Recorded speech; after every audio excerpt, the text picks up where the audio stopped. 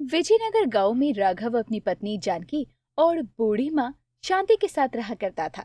राघव की शादी को 14 साल पूरे होने वाले थे, लेकिन अब तक उसे कोई संतान नहीं थी, जिससे दोनों पति पत्नी परेशान रहा करते। लेकिन आस पड़ोस वाले भी उन्हें ताने देने लगे थे। अरे बहू, कितना समय हो गया तुझे चाय कहे हुए। अब तक तूने चाय नहीं बनाई क्या? अरे शांति, क्या बात है? सुबह सुबह बहू पर चिल्ला रही हो? मैंने तेरी आवाज सुनी तो चली आई। अरे इस औरत से तो कोई काम भी नहीं होता। इतना धीरे धीरे काम करती है कि मैं तो इससे परेशान हूँ। वैसे शांति, अब तो लोग भी तेरी बहू को बांझ कहने लगे हैं। कुछ इलाज विलाज करवा बहू का। कह तो तू ठीक रही है। मुझे भी अब इससे कोई उम्मीद नहीं रह गई है कि ये मेरे बेटे को संतान सुख दे पाएगी। अरे मैं तो कहती हूँ झाड़ फूक या किसी अच्छे डॉक्टर को दिखा दे। होना होगा तो हो जाएगा तेरे घर बच्चा। तू ठीक कह रही है। वैसे तो मैं झाड़ फूक जैसी चीज करवा चुकी हूँ। अब किसी अच्छे से डॉक्टर को दिखवा देती हूँ।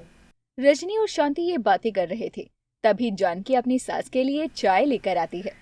अरे बहू, मेरे लिए चाय तो ले आई। रजनी के लिए भी एक कप चाय लिया। और तेरा खाना अब तक बना कि नहीं? बस माँ जी, प्रभु श्री राम को भोग लगाकर आपके लिए खाना भी निकाल देती हूँ। भगवान राम को भोग लगाना, मैं समझी नहीं। अरे इसके पूजा पाठ से भी मैं बहुत परेशान हूँ। अगर भगवान इसकी सुनते तो अब तक इसकी गोद सूनी नहीं रहती। मन से पूजा भी नहीं करती, मुझे तो ऐसा ही लगता है। अरे ना जाने भगवान को क्या ही मंजूर है, जो तेरी बहू की शादी को इतने साल बीत जाने के बाद भी बच्चा नहीं है। देर शाम शांति का बेटा राघव खेत से घर आता है। घर आने के बाद वो हाथ पैर धोकर भगवान राम के सामने दिया जलाकर हाथ जोड़कर भगवान राम से मन ही मन कहता है। हे प्रभु, ना जाने कब एक बच्चे की किलकारियां इस घर में गूंजेंगी। अब तो हर कोई मेरी जानकी को इसके लिए दोषी ठहराता है। तुझे परेशान देख मुझे भी अब रहा नहीं जाता। तू सुबह शाम भगवान के सामने दिया तो जलाता है, लेकिन भगवान भी तेरी कहाँ सुन रहे हैं। माँ जी, मुझे अपने भगवान राम पर पूरा भरोसा है। देखना, जल्दी ही वो मेरी सूनी गोद को भर देंगे। हाँ हाँ, तेरे भगवान राम को अगर सुनना होता तो पहले ही सुन लेते। तेरी इतनी परीक्षा क्यों ले रहे होते? माँ, मुझे मेरे भगवान पर पूरा भरोसा है। देखना, वो जल्द ही हमारी सुनेंगे। हाँ हाँ, क्यों नहीं। अब तू भी अपनी बीवी की भाषा बोलने लग गया है। कल रजनी शहर के एक बड़े डॉक्टर का नाम बता रही थी। उसके पास बहू को लेकर जाना है। माँ, आप तो ऐसे बोल रही हैं जैसे हम लोगों ने कोशिश ही नहीं की है। हम सब जगह कोशिश कर करके थक चुके हैं, तभी तो भगवान की शरण ली है। लेकिन तेरा भगवान भी कहाँ सुन रहा है। अगर उन्हें सुनना ही होता तो अब तक बहू की गोद सूनी नहीं रहती। आपको विश्वास हो या ना हो, पर मुझे मेरे प्रभु श्री राम पर पूरा विश्वास है। अगर ऐसा ही रहा तो मुझे तेरी दूसरी शादी करवानी पड़ेगी, और कोई चारा नहीं है। ये सुनकर राघव को गुस्सा आता है और वो अपनी माँ को चिल्ला कर कहता है। माँ, अगर आपने ये बात दोबारा कही तो मुझसे बुरा कोई नहीं होगा। मैं जानकी को छोड़कर कोई दूसरी शादी नहीं करने वाला। मैं भी देखती हूँ कि तेरे भगवान कब तक सुनते हैं। अब तो तुम लोगों को बोलना भी बेकार है। एक दिन ऐसे ही मर जाऊंगी मैं कहते कहते। आप माँ जी पर खामखा गुस्सा हो रहे हैं। माँ जी तो हमारा भला ही चाहती है और उनका कहना भी गलत नहीं है। इतने साल हो गए तो इन्हें भी तो अपना पोता या पोती का मुंह देखने की आस लगी रहती होगी ना। ऐसे ही समय गुजर रहा था, लेकिन जानकी और राघव भगवान राम की पूजा नहीं छोड़ते और शांति इधर आस लगाए बैठी थी कि जल्द ही उसकी बहू की सूनी गोद भरेगी। लेकिन ऐसा भी नहीं होता। रुकिए बाबा, मैं अभी आपके लिए कुछ लेकर आती हूँ। अरे नहीं नहीं बहू, कुछ देने की जरूरत नहीं है इन्हें। इन बाबा लोगों का तो हमेशा का है, कुछ ना कुछ मांगने आ जाया करते हैं। लेकिन जानकी अपनी सास की एक भी नहीं सुनती और उस बाबा को घर से आटा चावल लाकर दे देती है। वो बाबा वहां से चला जाता है। बाबा के जाने के बाद शांति जानकी को ताना देते हुए कहती है, अरे आटा चावल राशन फ्री में आता है क्या, जो हर किसी को दे देती है? ऐसा लग रहा है जैसे तेरा बाप यहाँ राशन हर महीने रखवा जाता हो। माँ जी, ऐसी बात नहीं है। ये लोग भगवान का रूप होते हैं और इनको दान देने से पुण्य तो मिलता ही है। बड़ी आई पुण्य कमाने वाली।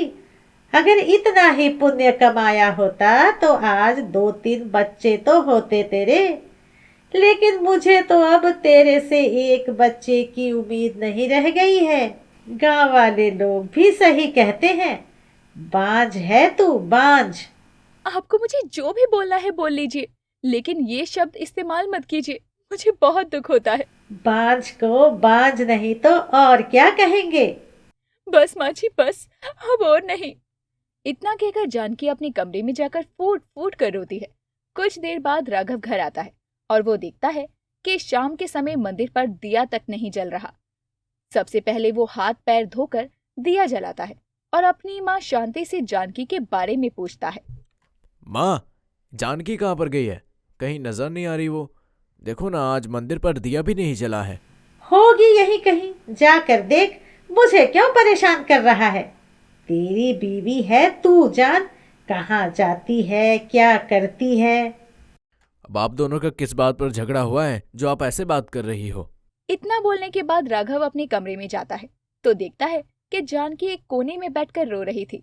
और जब राघव जानकी से पूछता है कि आखिर उसे क्या हुआ, तो वो रोते हुए अपने पति राघव से कहती है, आज माँ जी ने मुझे बांझ कहकर ताना दिया। मुझे अब इस घर में और नहीं रहना।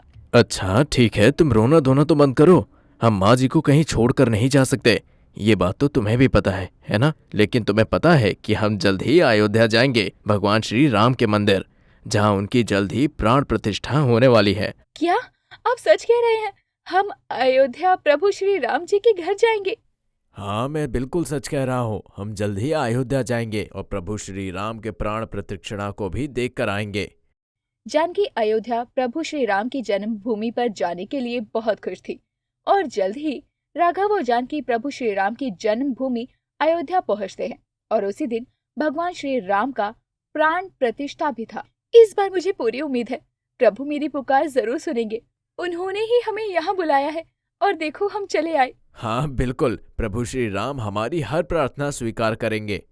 अब अयोध्या पहुंचकर भगवान श्री राम के प्राण प्रतिष्ठा में जानकी और राघव के साथ बहुत सारे लोग शामिल थे।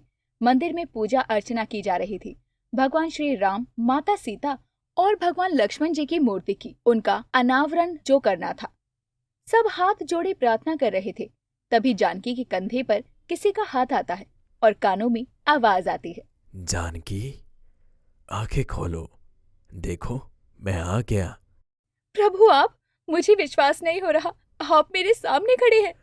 धीरे बोलो, सबको पता चल जाएगा कि मैं तुमसे मिलने आया हूँ।